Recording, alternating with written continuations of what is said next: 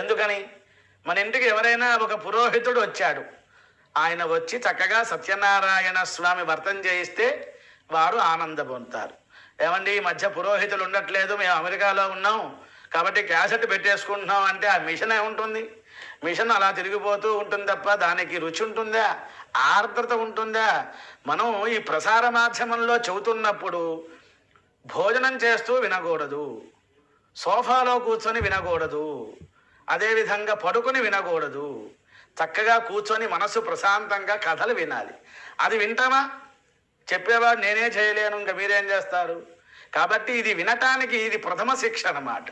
దీని ద్వారా జుట్టుంటే కొప్పు ఎట్లాగైనా పెట్టుకోవచ్చు.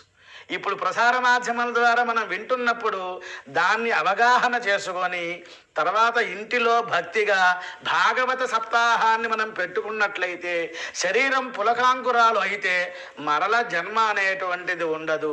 పరీక్షిత్ నరేంద్రుడే సాక్ష్యం. శ్రీ శుకుల వారు చెప్పిన ప్రకారంగా 7 రోజుల్లో భాగవతాన్ని విన్నారు పరీక్షిత్ నరేంద్రుడు. ఆ